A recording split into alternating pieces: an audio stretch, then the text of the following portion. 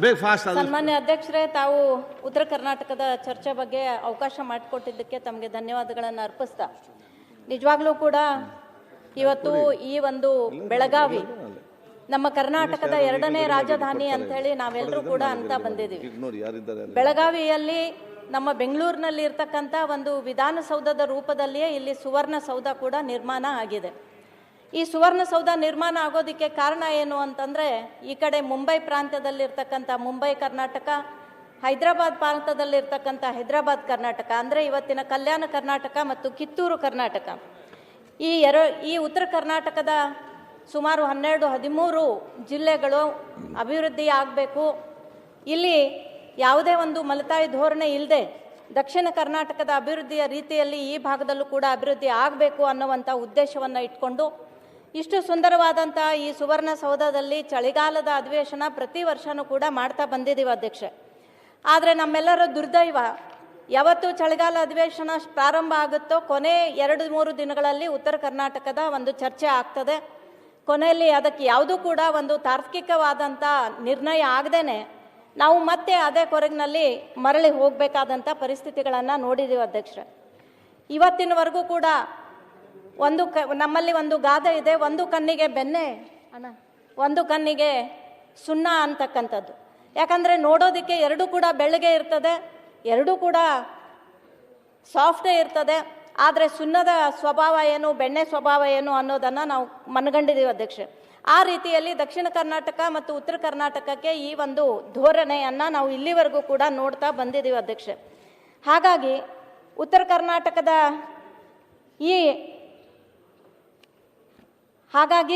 ಇಲ್ಲಿ ನಾವು ಇವತ್ತು ಇನ್ನೂ ಕೂಡ ನಾವು ಒಂದು ಬೇಡಿಕೊಳ್ಳುವಂತಹ ಒಂದು ಪರಿಸ್ಥಿತಿ, ಉತ್ತರ ಕರ್ನಾಟಕ ಅಭಿವೃದ್ಧಿ ಆಗಬೇಕು, ನೀರಾವರಿ ಯೋಜನೆಗಳಾಗಬೇಕು, ಶಿಕ್ಷಣಕ್ಕೆ ಒತ್ತು ಸಿಗಬೇಕು, ಆರೋಗ್ಯದಲ್ಲಿ ಸುಧಾರಣೆ ಆಗಬೇಕು ಅನ್ನುವಂಥ ಬೇಡಿಕೊಳ್ಳುವಂಥ ಪರಿಸ್ಥಿತಿ ನಮಗೆ ಇನ್ನೂ ಕೂಡ ಮುಗಿದಿಲ್ಲ ಅಧ್ಯಕ್ಷರೇ.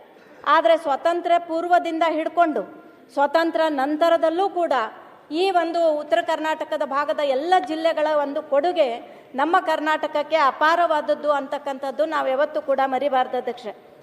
ಆಮೇಲೆ ಸ್ವತಂತ್ರ ಪೂರ್ವದಲ್ಲಿ ಮತ್ತು ಸ್ವತಂತ್ರ ನಂತರನೂ ಕೂಡ ದಕ್ಷಿಣ ಕರ್ನಾಟಕದಲ್ಲಿ ಅನೇಕ ಹೆಚ್ಚಿನ ಯೋಜನೆಗಳು ರೂಪಿಸಿದ್ದರಿಂದ ದಕ್ಷಿಣ ಕರ್ನಾಟಕ ಸುಧಾರಣೆ ಆಗಿದ್ದನ್ನು ನೋಡಿದಾಗ ಉತ್ತರ ಕರ್ನಾಟಕ ನಾವು ಇನ್ನೂ ಕೂಡ ಹಿಂದುಳಿದ ಪ್ರದೇಶ ಆಗಿದ್ದೀವಿ ಅಂಥೇಳಿ ಡಾಕ್ಟರ್ ನಂಜುಂಡಪ್ಪನವರ ವರದಿಯನ್ನು ನಾವು ಸಿದ್ಧಪಡಿಸುವಂಥ ಸಮಯದಲ್ಲಿ ಅವರು 2000ನೇ ಇಸ್ವಿಯಲ್ಲಿ ಈ ವರದಿಯನ್ನು ಪ್ರಾರಂಭ ಮಾಡಿ 2002ಕ್ಕೆ ಸರ್ಕಾರಕ್ಕೆ ವರದಿಯನ್ನು ಒಪ್ಪಿಸಿದಾಗ ಅವರು ಕೂಡ ಭಾಳಷ್ಟು ಒಳ್ಳೆ ರೀತಿಯಿಂದ ಈ ಭಾಗದ ತಾಲೂಕುಗಳು ಅಭಿವೃದ್ಧಿ ಆಗಬೇಕು, ಈ ಭಾಗದ ಜಿಲ್ಲೆಗಳು ಅಭಿವೃದ್ಧಿ ಆಗಬೇಕು, ಪ್ರಾದೇಶಿಕ ಅಸಮತೋಲನ ಹೋಗಲಾಡಿಸಬೇಕು ಅಂಥೇಳಿ ಅವರು 8 ವರ್ಷ ಒಂದು ಅವಧಿಯನ್ನು ನಿರ್ಣಯ ಮಾಡಿ ಅಲ್ಲಿ ಒಂದು ಕೃಷಿಗೆ ಇಂತಿಷ್ಟು ಅನುದಾನ, ಗ್ರಾಮೀಣ ಅಭಿವೃದ್ಧಿಗೆ, ನೀರಾವರಿಗೆ, ವಿದ್ಯುತ್ತಿಗೆ, ಸಾರಿಗೆಗೆ ಮತ್ತು ಸಾಮಾಜಿಕ ಸೇವೆಗಳಿಗೆ ಅಂಥೇಳಿ ಕೆಲವೊಂದು ಅನುದಾನವನ್ನು ಇಟ್ಟು ಈ ಭಾಗದ ಅಭಿವೃದ್ಧಿ ಆಗಬೇಕು ಅನ್ನುವಂಥ ಒಂದು ವರದಿಯನ್ನು ಕೊಡ್ತಾರೆ ಅಧ್ಯಕ್ಷೆ. ಆದರೆ ಇನ್ನೂ ಕೂಡ ಆ ವರದಿಯ ಅನುಷ್ಠಾನ ಆಮೆಗತಿಯಲ್ಲಿ ನಡೀತಕ್ಕಂಥದ್ದನ್ನು ನೋಡಿದಾಗ ಬಹಳಷ್ಟು ಬೇಜಾರಾಗ್ತದೆ ಅಧ್ಯಕ್ಷೆ. ಹಾಗಾಗಿ ಈ ಒಂದು ಅನುಷ್ಠಾನಗೊಳ್ಳಲಿಲ್ಲ. ಪ್ರಥಮ ಬಾರಿಗೆ ನಮ್ಮ ಹಣಕಾಸು ಸಚಿವರಾಗಿ ಸನ್ಮಾನ್ಯ BS ಯಡಿಯೂರಪ್ಪಾಜಿಯವರು 2007-8ರಲ್ಲಿ ಡಾಕ್ಟರ್ ನಂಜುಂಡಪ್ಪನವರ ವರದಿಯನ್ನು ಸಂಪೂರ್ಣ ಅನುಷ್ಠಾನಗೊಳಿಸುವಂತಹ ಒಂದು ದೃಷ್ಟಿಯಿಂದ 1571.50 ಕೋಟಿ ರೂಪಾಯಿ ಅನುದಾನವನ್ನು ಈ ಉತ್ತರ ಕರ್ನಾಟಕ ಭಾಗಕ್ಕೆ ಅವತ್ತು ಒದಗಿಸಿದ್ರು ಅಧ್ಯಕ್ಷೆ. ಆದರೂ ಕೂಡ ಅದು ಸಾಕಾಗೋದಿಲ್ಲ ಮತ್ತು ಮುಂದಿನ ಸರ್ಕಾರಗಳು ಅದಕ್ಕೆ ಒಂದು ಹೆಚ್ಚಿನ ಒತ್ತನ್ನು ಕೊಟ್ಟು ಈ ಭಾಗದ ಅಭಿವೃದ್ಧಿಯನ್ನು ಮಾಡಬೇಕು ಅಂತಕ್ಕಂಥ ಒಂದು ಬೇಡಿಕೆಯನ್ನು ನಾನು ಕೂಡ ಮಾಡ್ತಾ ಇದ್ದೀನಿ ಅಧ್ಯಕ್ಷೆ. ಅದೇ ರೀತಿ ಭಾರತ ಸರ್ಕಾರ ಸಂವಿಧಾನಕ್ಕೆ ತಿದ್ದುಪಡಿಯನ್ನು ತಂದು 381J ಕಲಂ ಜಾರಿಗೆ ತಂದಾಗ ಈ ಒಂದು ಕಾಯ್ದೆ ಅನ್ವಯ ಹೈದರಾಬಾದ್ ಕರ್ನಾಟಕ ಪ್ರದೇಶ ಅಭಿವೃದ್ಧಿ ಮಂಡಳಿ HKRDB ಕರ್ನಾಟಕದ ಒಂದು 6/11/2013ರಲ್ಲಿ ಕಲಬುರಗಿಯಲ್ಲಿ ಸ್ಥಾಪನೆ ಆಯಿತು ಅಧ್ಯಕ್ಷೆ. ಆದರೆ ಪ್ರಾದೇಶಿಕ ಅಭಿವೃದ್ಧಿಯಲ್ಲಿ ತ್ವರಿತವಾಗಿ ಬೆಳವಣಿಗೆ ಮತ್ತು ಸಮತೋಲನವನ್ನು ಸಾಮಾಜಿಕ ನ್ಯಾಯಬದ್ಧತೆಯ ಜೊತೆಗೆ ಹೈದರಾಬಾದ್ ಕರ್ನಾಟಕ ಪ್ರಾದೇಶಿಕ ವ್ಯಾಪ್ತಿಯ 6 ಜಿಲ್ಲೆಗಳಿಗೆ ಮಾತ್ರ ಇದು ಅನ್ವಯ ಆಗುವಂತಹ ಒಂದು ಪರಿಸ್ಥಿತಿ ಆಯ್ತು ಅಧ್ಯಕ್ಷೆ. ಹಾಗಾಗಿ ಈ ಭಾಗದ ಬೆಳಗಾವಿ, ವಿಜಾಪುರ, ಬಾಗಲಕೋಟೆ, ಹಾವೇರಿ, ಉತ್ತರ ಕನ್ನಡ ಮತ್ತು ಧಾರವಾಡ ಜಿಲ್ಲೆಗಳು ಈಗಲೂ ಕೂಡ ಈ ಒಂದು ಪ್ರಾದೇಶಿಕ ಅಸಮತೋಲನವನ್ನು ನಾವು ನೋಡ್ತಾ ಇದ್ದೀವಿ ಅಧ್ಯಕ್ಷೆ. ಮತ್ತು ವಿಶೇಷವಾಗಿ ಬೆಳಗಾವಿ, ಇದು ಬೆಳಗಾವಿಯ ಮಗಳು ಕಿತ್ತೂರಿನ ರಾಣಿ ಚೆನ್ನಮ್ಮ. ಇವಳು ಪ್ರಪ್ರಥಮ ಬ್ರಿಟಿಷರ ವಿರುದ್ಧ ಈ ನೆಲಕ್ಕಾಗಿ, ಈ ಜಲಕ್ಕಾಗಿ, ಈ ಪ್ರಜೆಗಳಿಗಾಗಿ, ಈ ಭಾಗದ ಏಳಿಗೆಗಾಗಿ ಕೈಯಲ್ಲಿ ಖಡ್ಗನ ಹಿಡಿದು ಬ್ರಿಟಿಷರ ವಿರುದ್ಧ ಈ ಒಂದು ರಣಕಹಳೆಯನ್ನು ಊದಿದಂತಹ ಮಹಾರಾಣಿಯ ಈ ಒಂದು ಗಂಡು ಮೆಟ್ಟಿದ ನಾಡಾಧ್ಯಕ್ಷೆ. ಅವಳಿಗೆ ಬಲಗೈ ಬಂಟನಾಗಿ ಸಂಗೊಳ್ಳಿ ರಾಯಣ್ಣ ಕೂಡ ಇದನ್ನು ಬಿಟ್ಟು ಕೂಡ ಅನೇಕ ಹೋರಾಟಗಾರರು ಈ ಒಂದು ಬೆಳಗಾವಿ ಜಿಲ್ಲೆಯಲ್ಲಿ ಭಾಳಷ್ಟು ತಮ್ಮ ಜೀವವನ್ನು ತ್ಯಾಗ ಮಾಡಿರೋದನ್ನು ನಾವು ನೋಡ್ತಾ ಇದ್ದೀವಿ ಅಧ್ಯಕ್ಷೆ. ಇದೆಲ್ಲ ಇದ್ದಾಗಲೂ ಕೂಡ ನಾವು ಇಲ್ಲಿಯ ಅಸಮತೋಲನವನ್ನು ನೋಡಿದಾಗ ಇಲ್ಲಿ ನಮಗೆ ಭಾಳಷ್ಟು ಬೇಜಾರಾಗುವಂತಹ ಸಂಗತಿಗಳು ಅಂತಂದರೆ, ಸರ್ಕಾರಿ ಪ್ರಾಥಮಿಕ ಶಾಲೆಗಳು ದಕ್ಷಿಣ ಕರ್ನಾಟಕದಲ್ಲಿ 34,875 ಇದ್ದರೆ ನಮ್ಮ ಉತ್ತರ ಕರ್ನಾಟಕದಲ್ಲಿ ಕೇವಲ 24,980 ಇದಾವೆ ಅಧ್ಯಕ್ಷೆ. ಸರ್ಕಾರಿ ಪ್ರೌಢಶಾಲೆಗಳನ್ನು ನೋಡಿದಾಗ ದಕ್ಷಿಣ ಕರ್ನಾಟಕದಲ್ಲಿ 8,796 ಇದ್ದರೆ ಉತ್ತರ ಕರ್ನಾಟಕದಲ್ಲಿ 5,556 ಮಾತ್ರ ಇದಾವೆ ಅಧ್ಯಕ್ಷೆ.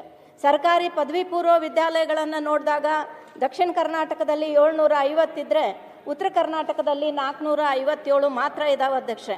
ಪದವಿ ಮಹಾವಿದ್ಯಾಲಯಗಳನ್ನು ನೋಡಿದಾಗ ದಕ್ಷಿಣ ಕರ್ನಾಟಕ 1,308 ಇದ್ದರೆ ಉತ್ತರ ಕರ್ನಾಟಕಕ್ಕೆ 1,059 ಇದಾವೆ ಅಧ್ಯಕ್ಷೆ. ಕಾನೂನು ಮಹಾವಿದ್ಯಾಲಯಗಳನ್ನು ನೋಡಿದಾಗ ದಕ್ಷಿಣ ಕರ್ನಾಟಕದಲ್ಲಿ 58 ಇದ್ದರೆ ಉತ್ತರ ಕರ್ನಾಟಕಕ್ಕೆ ಕೇವಲ 34 ಇದಾವೆ ಅಧ್ಯಕ್ಷೆ.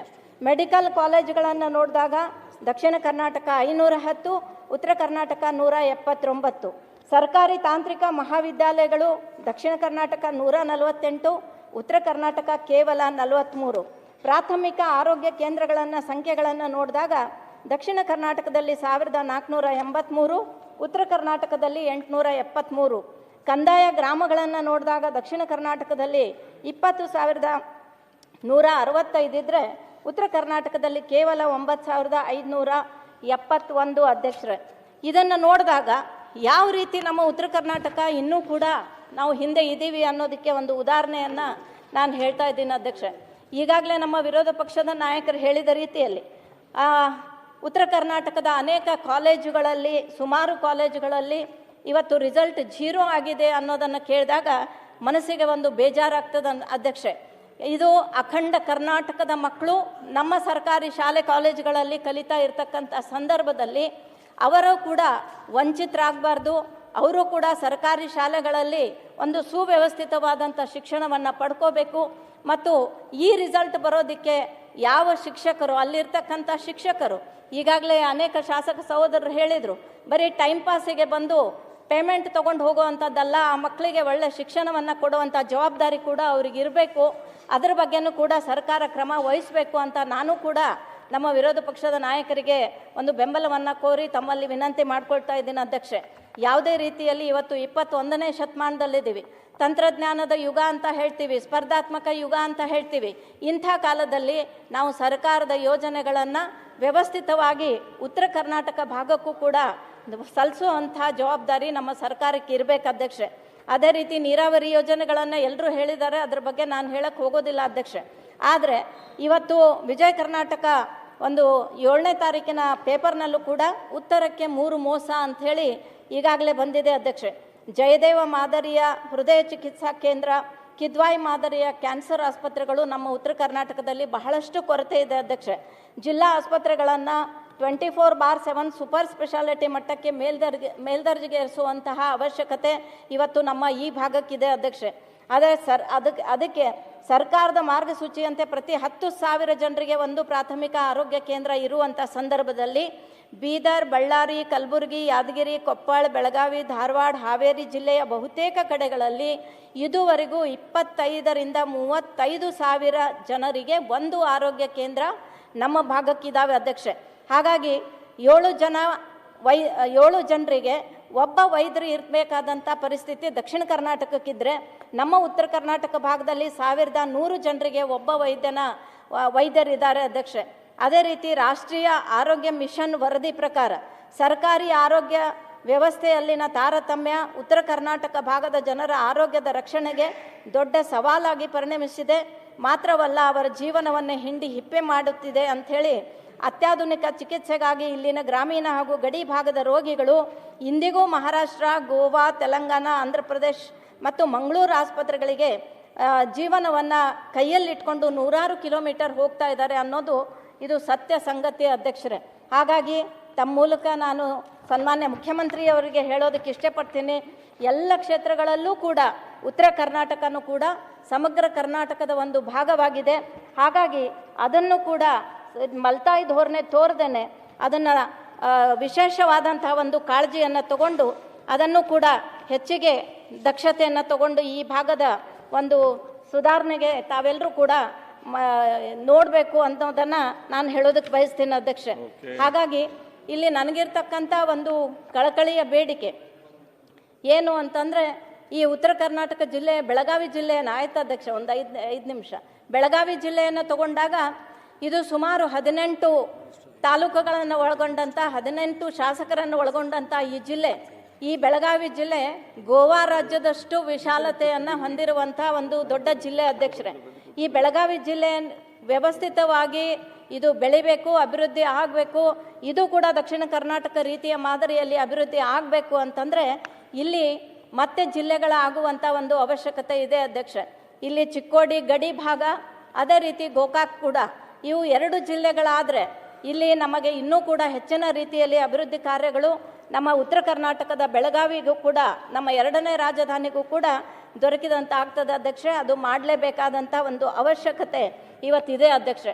ಯಾಕಂದರೆ ಡಿಸೆಂಬರ್ನಲ್ಲಿ ಮತ್ತೆ ಹೊಸ ಸೆನ್ಸಸ್ ಶುರು ಆಗಿ ಮುಂದೆ ಅದು ವಿಳಂಬಗೊಂಡ್ರೆ ಈ ಒಂದು ಜಿಲ್ಲಾ ಆಗುವಂತಹ ಅವಕಾಶಗಳು ನಮ್ಮ ಕೈ ತಪ್ತವೆ ಅಧ್ಯಕ್ಷೆ.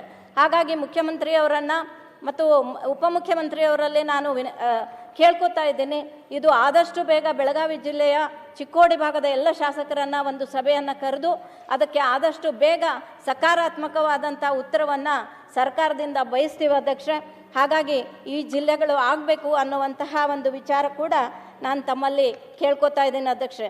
ಅದೇ ರೀತಿ ಅನೇಕ ಜಿಲ್ಲೆಗಳನ್ನು ನೋಡಿದಾಗ ಕೇವಲ 4 ತಾಲೂಕುಗಳನ್ನು ಒಳಗೊಂಡಂತಹ ಅನೇಕ ಜಿಲ್ಲೆಗಳು ಇವತ್ತು ನಮ್ಮ ರಾಜ್ಯದಲ್ಲಿ ನಾವು ನೋಡ್ತಾ ಇದ್ದೀವಿ ಅಧ್ಯಕ್ಷೆ.